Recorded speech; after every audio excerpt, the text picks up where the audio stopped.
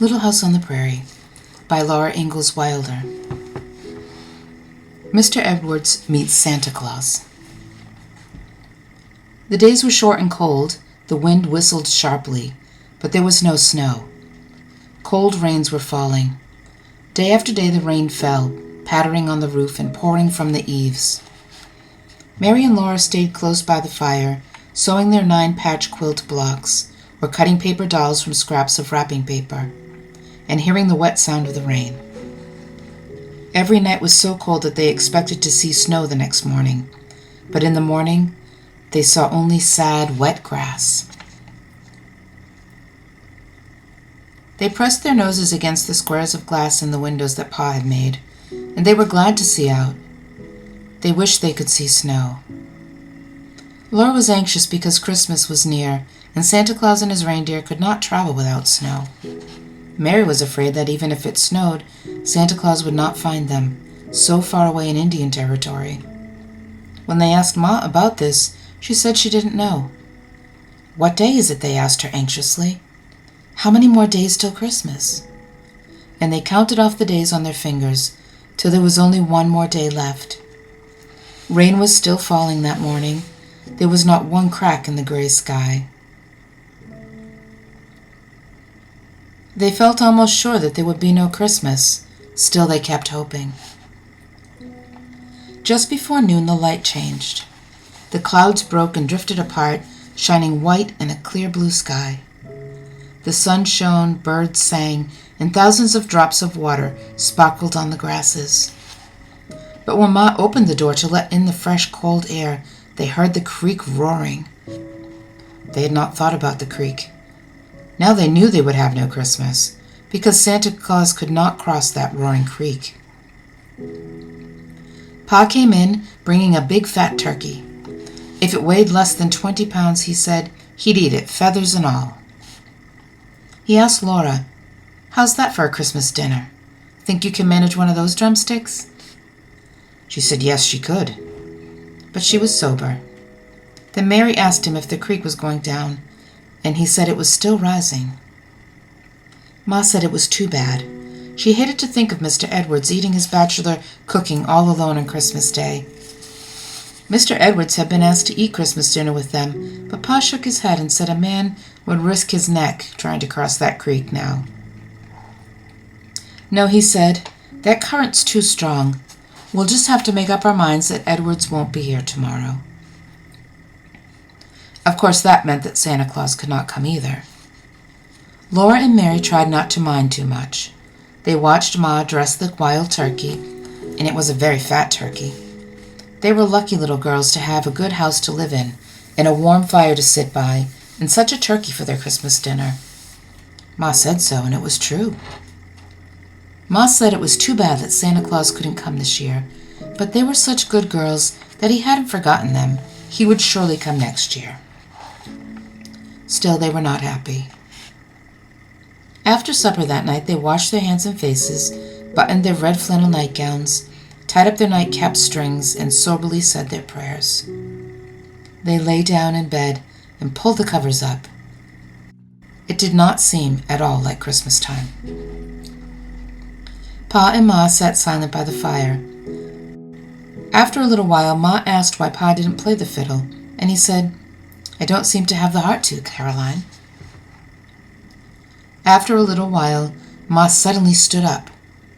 "I'm going to hang up your stockings, girls," she said. "Maybe something will happen." Laura's heart jumped, but then she thought again of the creek, and she knew nothing could happen. Ma took one of Mary's clean stockings and one of Laura's, and she hung them from the mantel shelf on each side of the fireplace. Laura and Mary watched her over the edge of their bed covers. "Now go to sleep," Ma said, kissing them good night. "Morning will come quicker if you're asleep." She sat down again by the fire, and Laura almost went to sleep. She woke up a little when she heard Pa say, "You've only made it worse, Caroline." And she thought she heard Ma say, "No, Charles, there's the white sugar." But perhaps she was dreaming. Then she heard Jack growl savagely, The door latch rattled, and someone said, "Ingalls, Ingalls." Pa was stirring the fire, and when he opened the door, Laura saw that it was morning. The outdoors were gray.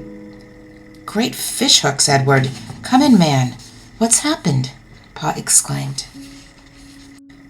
Laura saw the stockings limply dangling, and she scrooged her shut eyes into the pillow. She heard Pa piling wood on the fire, and she heard Mr. Edwards say he had carried his clothes on his head when he swam the creek. His teeth rattled and his voice shivered. He would be all right, he said, as soon as he got warm. "It was too big a risk, Edwards," Pa said. "We're glad you're here, but that was too big a risk for Christmas dinner." "Your little ones had to have a Christmas," Mr. Edwards replied. "No creek could stop me after I fetched them gifts from Independence." Laura sat straight up in bed. "Did you see Santa Claus?" she shouted. "I sure did," Mr. Edwards said. "Where? When? What did he look like? What did he say? Did he really give you something for us?" Mary and Laura cried. Wait a minute," Mr. Edwards laughed. "And Ma said she would put the presents in the stockings, as Santa Claus intended. She said they mustn't look."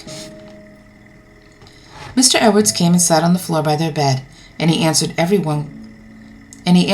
every question they asked him. They honestly tried not to look at Ma, and they didn't quite see what she was doing. When he saw the creek rising, Mr. Edwards said he had known that Santa Claus could not get across it. "But you crossed it," Laura said. "Yes," Mr. Edwards replied, "but Santa Claus is too old and fat. He wouldn't make it, where a long, lean razorback like me could do so." And Mr. Edwards reasoned that if Santa Claus couldn't cross the creek, likely he would come no farther south than Independence. Why should he come 40 miles across the prairie only to be turned back? Of course he wouldn't do that. So Mr. Edwards had walked to Independence. "In the rain?" Mary asked. Mr. Edwards said he wore his rubber coat. And there, coming down the street in Independence, he had met Santa Claus. "In the daytime?" Laura asked. She hadn't thought that anyone could see Santa Claus in the daytime. "No," Mr. Edwards said. "It was night, but lights shone out across the street from the saloons." Well, the first thing Santa Claus said was, "Hello, Edwards." "Did he know you?" Mary asked. And Laura asked, "How did you know he was really Santa Claus?" Mr. Edwards said that Santa Claus knew everybody, and he had recognized Santa at once by his whiskers. Santa Claus had the longest, thickest, whitest set of whiskers west of the Mississippi. So Santa Claus said, "Hello, Edwards. Last time I saw you, you were sleeping on a corn shuck bed in Tennessee." And Mr. Edwards well remembered the little pair of red yarn mittens that Santa Claus had left for him that time. Then Santa Claus said, "I understand you're living now down along the Verdigris River. Have you ever met up down yonder with two little girls named Mary and Laura?" "I surely am acquainted with them," Mr. Edwards replied. "It rests heavy on my mind," said Santa Claus. "They are both of them sweet, pretty, good little young things, and I know they are expecting me. I surely do hate to disappoint two good little girls like them. Yet with the water up the way it is, I can't ever make it across that creek.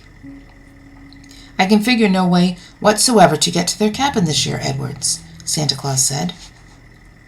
"Would you do me the favor to fetch them their gifts this one time?" "I'll do that with pleasure," Mr. Edwards told him. Then Santa Claus and Mr. Edwards stepped across the street to the hitching post, where the pack mule was tied. "Didn't he have his reindeer?" Laura asked. "You know he couldn't," Mary said. "There isn't any snow." "Exactly," said Mr. Edwards. "Santa Claus travels with a pack mule in the Southwest." And Santa Claus uncinched the pack and looked through it, and he took out presents for Mary and Laura. "Oh, what are they?" Laura cried. But Mary asked, "Then what did he do?" Then he shook hands with Mr. Edwards, and he swung up on his fine bay horse. Santa Claus rode well for a man of his weight and build, and he tucked his long white whiskers under his bandana. "So long, Edwards," he said, and he rode away on the Fort Dodge Trail, leading his pack mule and whistling. Laura and Mary were silent an instant, thinking of that. Then Ma said, "You may look now, girls." Something was shining bright in the top of Laura's stocking. She squealed and jumped out of bed. So did Mary. But Laura beat her to the fireplace, and the shining thing was a glittering new tin cup. Mary had one exactly like it. These new tin cups were their very own. Now they each had a cup to drink out of. Laura jumped up and down and shouted and laughed, but Mary stood still and looked with shining eyes at her own tin cup. Then they plunged their hands into the stockings again, and they pulled out 2 long sticks of candy. It was peppermint candy, striped red and white. They looked and looked at the beautiful candy, and Laura licked her stick just 1 lick. But Mary was not so greedy. She didn't even take 1 lick of her stick. Those stockings weren't empty yet. Mary and Laura pulled out 2 small packages. They unwrapped them, and each found a little heart-shaped cake. Over their delicate brown tops was sprinkled white sugar. The sparkling grains lay like tiny drifts of snow. The cakes were too pretty to eat. Mary and Laura just looked at them. But at last Laura turned hers over, and she nibbled a tiny nibble from underneath where it wouldn't show. And the inside of the little cake was white. It had been made with pure white flour and sweetened with white sugar. Laura and Mary never would have looked in their stockings again. The cups and the cakes and the candy were almost too much.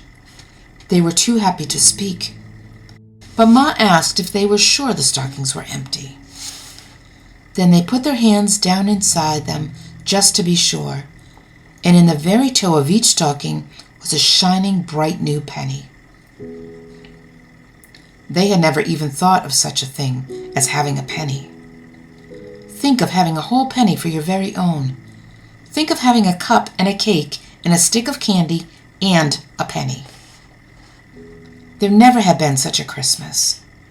Now, of course, right away, Laura and Mary should have thanked Mr. Edwards for bringing those lovely presents all the way from Independence.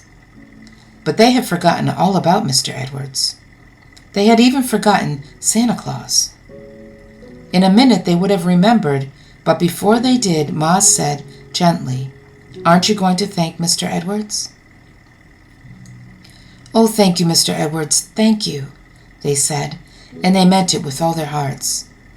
Pa shook Mr. Edwards' hand too, and shook it again. Pa and Ma and Mr. Edwards acted as if they were almost crying. Laura didn't know why, so she gazed again at her beautiful presents. She looked up again when Ma gasped. Mr. Edwards was taking sweet potatoes out of his pockets. He said they helped to balance the package on his head when he swam across the creek. He thought Pa and Ma might like them with the Christmas turkey. There were 9 sweet potatoes. Mr. Edwards had brought them all the way from town, too. It was just too much. Pa said so. "It's too much, Edwards," he said. They never could thank him enough. Mary and Laura were too excited to eat breakfast. They drank the milk from their shining new cups, but they could not swallow the rabbit stew and the cornmeal mush. "Don't make them, Charles," Ma said. "It will soon be dinner time." For Christmas dinner there was the tender, juicy, roasted turkey. There were the sweet potatoes baked in the ashes and carefully wiped so you could eat the good skins too. There was a loaf of salt-rising bread made from the last of the white flour. And after all that, there were stewed dried blackberries and little cakes. But these little cakes were made of brown sugar, and they did not have white sugar sprinkled over their tops. Then Pa and Ma and Mr. Edwards sat by the fire and talked about Christmas time back in Tennessee and up north in the big woods. But Mary and Laura looked at their beautiful cakes, played with their pennies, and drank their water out of their new cups. And little by little, they licked and sucked the sticks of candy, till each stick was sharp-pointed on one end. That was a happy Christmas.